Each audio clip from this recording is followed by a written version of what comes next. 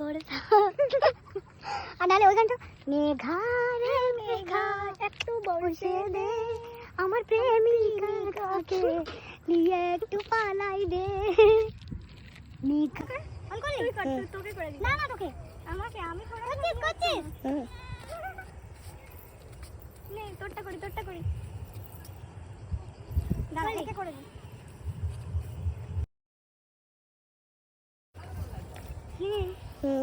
এবার ঠিক আছে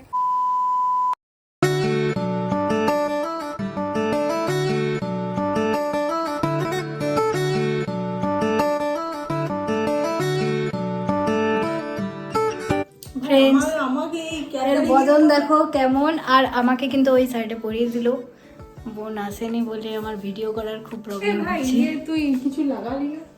চলো দেখাচ্ছি। Hello friends, good morning and welcome back to my channel. তো আজ আরও একটা অন্যরকম ভিডিও নিয়ে তোমাদের সামনে চলে এলাম। তো আজকে এসেছি আমি প্রতিভার বাড়িতে, আর প্রতিভা আমাকে এত সুন্দর করে সাজিয়ে দিচ্ছে তারও একটা বিশেষ কারণ আছে।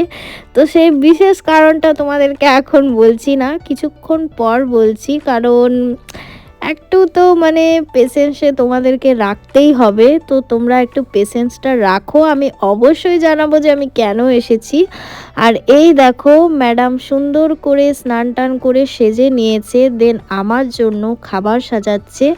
এই যে মিষ্টি, আরও কত কি আসবে, তোমরা দেখতে থাকো একে একে যে আমার জন্য আরও কত কিছু মেয়েটা নিয়ে আসে। আর নিজের হাতে সকাল থেকে একদম এই আয়োজনটা করেছে প্রতিভার মা, মানে আমার কাকিমা সব রান্না করেছে। প্রতিভাও এখানে রান্না করেছে কিছু কিছু। তো কাকিমার হাতের পায়েসটা আমার খুব প্রিয়, তো ওই জন্য কাকিমা যত্ন করে আমার জন্য পায়েসটা রান্না করেছে, যেটা খেতে দুর্দান্ত হয়। আর পায়েস যদি প্রতিভার বাড়িতে হয় তো মানে কাকিমার হাতের পায়েস, তো প্রতিভা কিন্তু আমার জন্য টিফিন বক্সে ঠিক নিয়ে যায় কোটে, আর আমাকে ওখানে দেয়। তো এটা আমার বেশ ব্যাপারটা ভালো লাগে যে ও মনে করে পায়েস হলেই আমার জন্য নিয়ে যায়, মানে কাকিমা যদি বানায় এই স্পেশাল নলেন গুড়ের পায়েস কাকিমা যদি বানায় তো সেটা প্রতিভা অবশ্যই নিয়ে যায়। তো পায়েসটা সত্যি কথা দারুণ বানায়। তো আজও আমার জন্য পায়েস বানিয়েছে, আর আমাকে কিন্তু অনেকখানি পায়েস দিয়েছে। আমি টিফিন বক্সে করে নিয়ে গেছি বোনের জন্য। বোন যেহেতু আসতে পারেনি, ওর পরীক্ষা আছে, নাহলে ওরকেও ইনভাইট করেছিল প্রতিভা। আর দেখো আমার জন্য কত কিছু রান্না করেছে, ফ্রাইড রাইস, শাক ভাজা, বড়া ভাজা, ঝুরি আলু ভাজা, চিকেন, মিষ্টি, পায়েস, চাটনি, এত স্যালাড। আমি এত কিছু খেতে পারবো কিনা সেটাই ভাবছি, আমার মাথায় তো হাত পড়ে গেছে যে এত কিছু আদৌ খেতে পারবো। তো আমি তোমাদেরকে বলেই দিই যে কেন আমার জন্য এত কিছু বানিয়েছে। তার কারণ হচ্ছে আজ আমার আইবুড়ো ভাত, মানে আমি প্রতিভার কাছে ফার্স্ট আইবুড়ো ভাত খাচ্ছি। মানে আজ পর্যন্ত মানে বিয়ে ঠিক হওয়ার পর থেকে আমি মানে কারো কাছেই এখনও অবধি আইবুড়ো ভাত খাইনি, কিন্তু আমি ওকে কথা দিয়েছিলাম যে তোর কাছে আমি প্রথম আইবুড়ো ভাত খাবো, দেন তারপরে আমি আদার্স কারো কাছে খাবো, বাড়িতে খাবো বা আরও আমার রিলেটিভসদের বাড়িতে খাবো, কিন্তু তোর কাছে আমি প্রথম খাবো। তো যাই হোক, আমি আমার কথা রাখতে পেরেছি। আর মানে সেটা আমার মন থেকে একটা স্যাটিসফ্যাকশন এসেছে যে না, আমি আমার কথাটা রাখতে পেরেছি। আমার বান্ধবীর হাতে আমি প্রথম খেয়েছি। ও আমার বেস্ট ফ্রেন্ড, মানে বেস্ট ফ্রেন্ডের থেকেও বেশি কিছু বলা চলে। আমার অনেক প্রিয় একটা বান্ধবী, বলতে পারো আমার মানে অনেক মনের কথা শেয়ার করার মতন একজন সঙ্গী। মানে আমি ওর সাথে কোনো জিনিসটা শেয়ার না করে থাকতে পারি না, বা ওর ক্ষেত্রেও তাই, ও আমার সাথে কোনো জিনিস শেয়ার না করে থাকতে পারে না। তো এটার জন্যই আর কি আমাদের বন্ডিংটা এতটা স্ট্রং।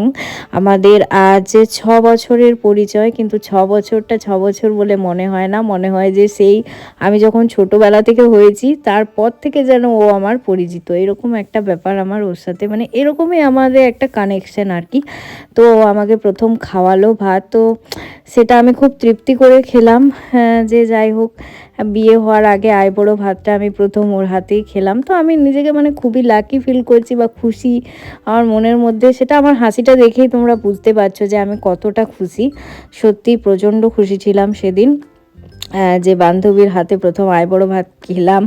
বান্ধবী এত সুন্দর করে সাজিয়েছে, ওই আমাকে সাজিয়েছে, তোমরা তো দেখলে। ও সুন্দর করে আমার জন্য শাড়ি ব্লাউজ সব কিছু জোগাড় করে ফুল টুল দিয়ে সব কিছু দিয়ে একদম সাজালো। তো যাই হোক, আমার বিয়েটাতে এসেও যেন ও এভাবেই হাসি খুশি মনে এনজয়টা করতে পারে। তো আমার তো এবছর বিয়ে হচ্ছে, ওর কিন্তু নেক্সট ইয়ারই বিয়ে। তো সেটাই আমি ওকে বলছিলাম যে আমাকেও কিন্তু তোকে এরকমভাবেই আইবুড়ো ভাত সুন্দর করে খাওয়াতে হবে, আর আমার কাছে কিন্তু তুই প্রথম খাবি, আমি যেমন তোর কাছে খেলাম, এটাই ওকে বলছিলাম। তো তারপর আমাকে কাকিমা খাইয়ে দিল।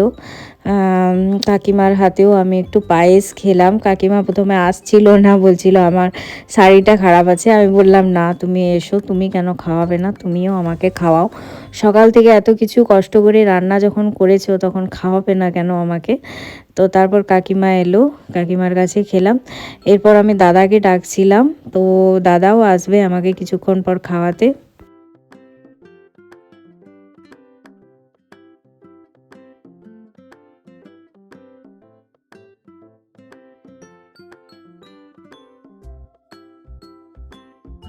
তো এই যে দাদা এলো, দাদার কাছেও আমি কিছুটা পায়েস খাবো।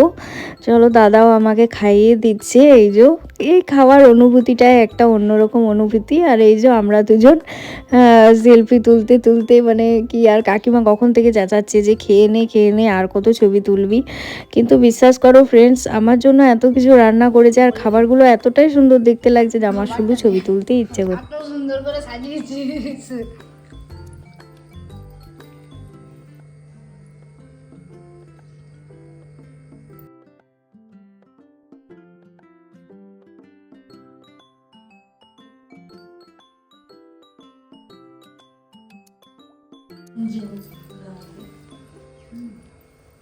কেমন হয়েছে খাবার দাবার? চরম চরম। কাকিমার হাতের বেস্ট পায়েস, চিকেনটাও হেভি, থ্যাংক ফ্রাইড ইউ, রাইসটাও দারুণ, থ্যাংক ইউ খুবই সুন্দর কাকিমা, থ্যাংক হয়েছে। ইউ বলে দাও। কাকিমাকে তো অনেক অনেক থ্যাংক ইউ। কাকিমার বাড়িতেই ফার্স্ট আইবুড়ো ভাত আমার। ঠিক আছে, এবার তাহলে আপনি খাওয়া দাওয়া করুন, ভিডিওটা অফ করলাম। তুমিও কি আইবুড়ো ভাত খাচ্ছো? হ্যাঁ, আমি প্রত্যেকদিনই আইবুড়ো ভাত খাই। ও তাই।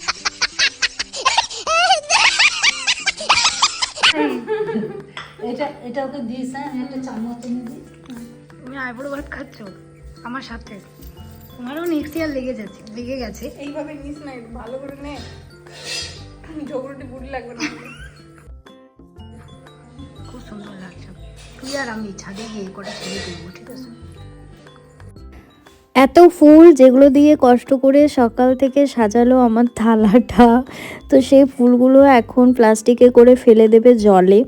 তো সেটা ভেবেও দুঃখ লাগছে যে সব ফুল ফেলে দেবে, কিন্তু কিছু করার নেই, এটাই হচ্ছে নিয়ম। তো তারপর আমরা এলাম একটু ক্যানেল পাড়ের দিকে। এসেছি মাছ দিঘিতে, ক্যানেলে। এটা হচ্ছে রাজবাঁধ ক্যানেল, রাজবাঁধ সেই আমার প্রিয় জায়গা। ওই দেখো ক্যানেল সাইডে, আর এগুলো তোমাদের মনেও সরষে ক্ষেত। আর এই যে আমার প্রিয় বান্ধবী, আগে একটু বেশ সাজুগুজু হয়ে গেছে। আমরা বেশি সেজেছি, আসলে আমার বিয়ে তো এখন থেকে প্র্যাকটিস করছে কিভাবে কি সাজতে হয় না হয়, ওই জন্য প্র্যাকটিস এই করছে। যে পাস পাস দিয়েছিল আমাকে, নিজে খেয়ে নিল, কি বলবো। এখানে ভিডিওটা করবি তো কর।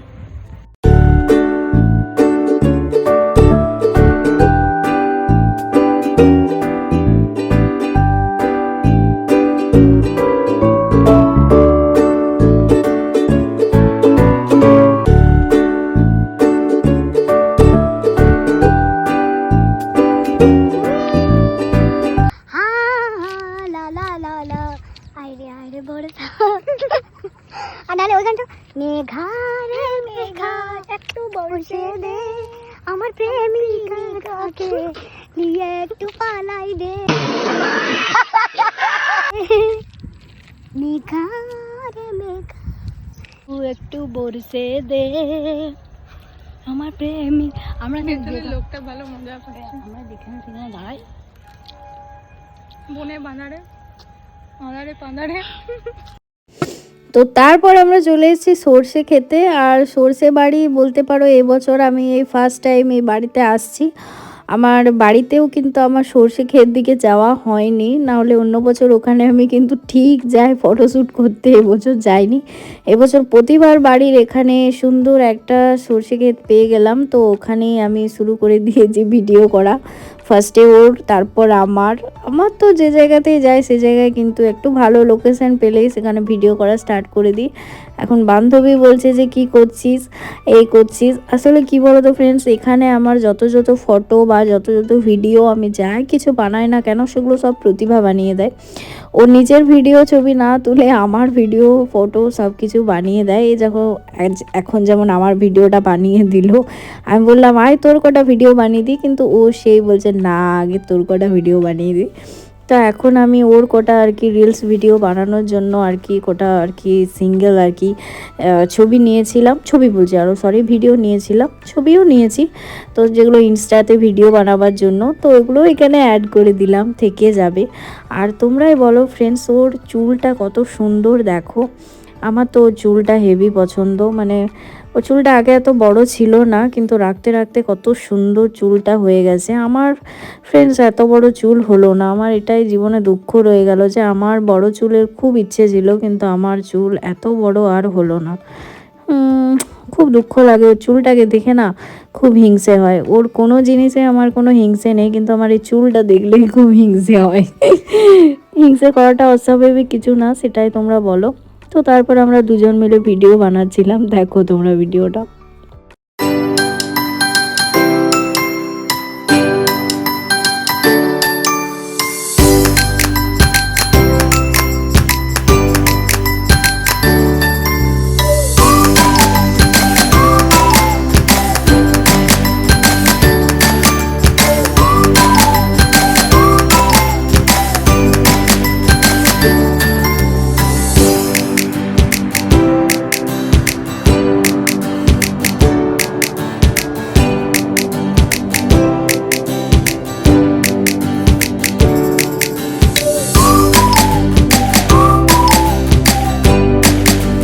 বাড়ি চলে যাচ্ছি আইবুড়ো ভাত খেয়ে স্টেশনে।